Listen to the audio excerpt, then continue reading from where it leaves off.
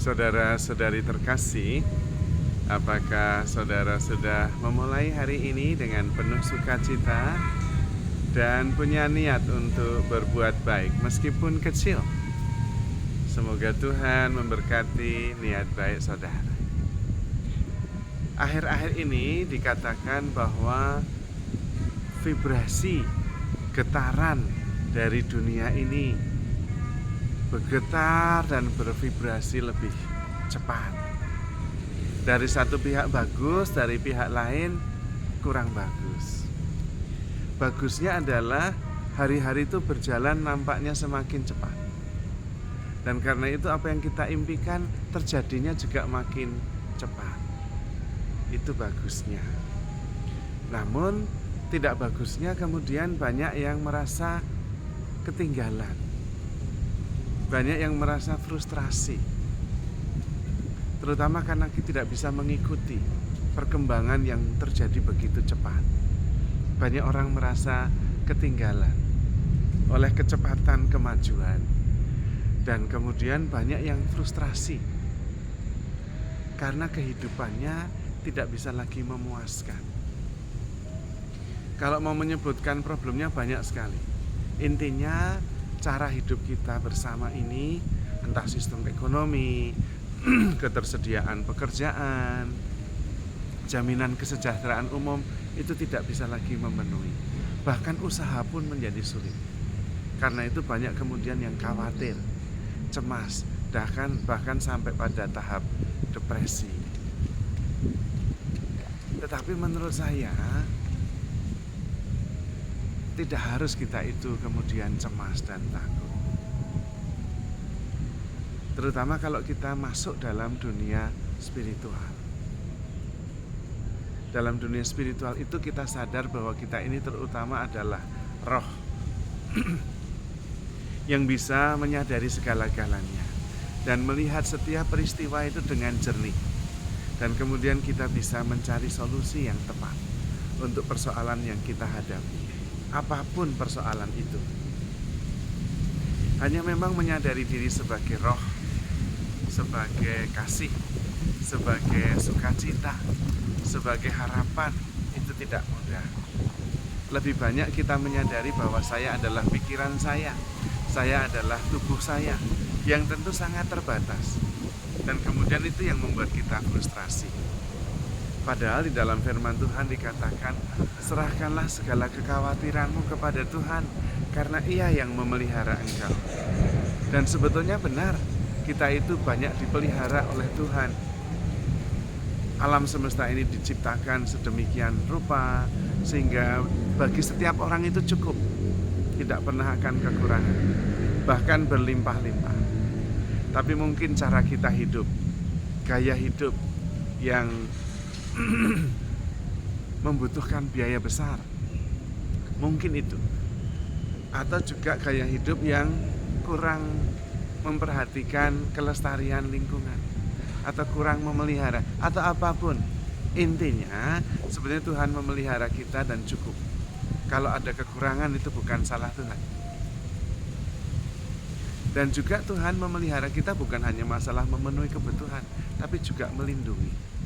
Segala yang diciptakan itu untuk melindungi kita. Bumi ini begitu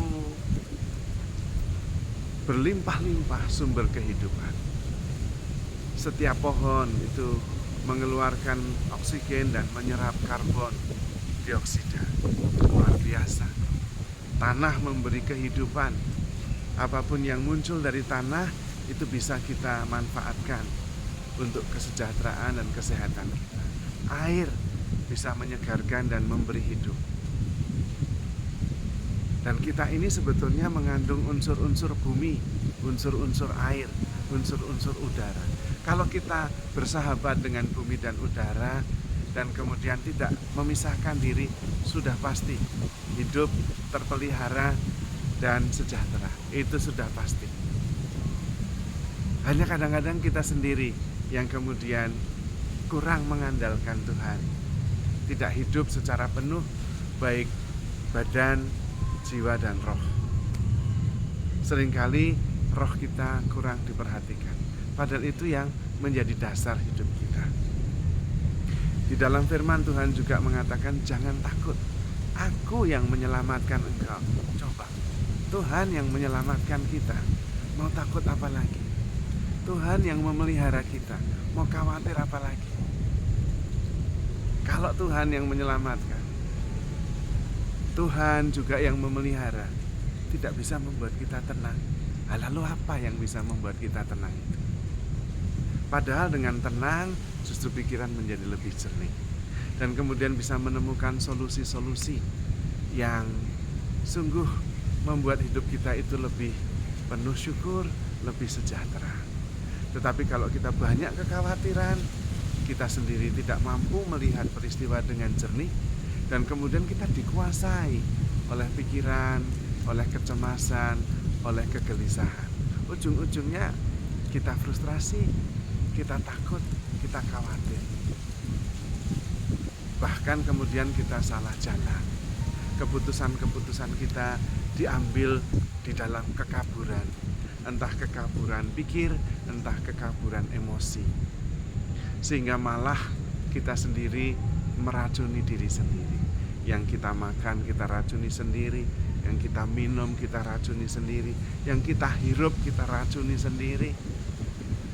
Badan yang seharusnya diciptakan untuk bergerak malah kita biarkan tidak bergerak, sehingga metabolisme terganggu dan kemudian kita sakit. Lalu kemudian kita mengatakan, mengapa Tuhan melakukan ini semua? Maka kita perlu hening dan kemudian berseru kepada Tuhan. Tuhan, Engkau menciptakan aku out of your love, dari kasih. Dan Engkau memberi pikiran untuk bisa berefleksi, kesadaran untuk bisa mengenali kebenaran. Dan Engkau ada di dalam angin, Engkau ada di dalam daun, Engkau ada di dalam bunga-bunga. Mengapa Engkau tetap sembunyi? Hadir, tunjukkanlah kepadaku. Engkau memberikan pengertian supaya aku bisa mengenali Engkau. Engkau memberikan kesadaran supaya aku bisa bertemu denganmu. Di mana Engkau? Supaya kerinduan akan Allah itu kemudian membuka hati, pikiran, perasaan, dan diri kita. Sehingga kita lebih sadar dan kemudian bisa bersatu dengan Tuhan. Maka saudara-saudari terkasih, handle yourself with care. Because you are love. Tuhan memberkati.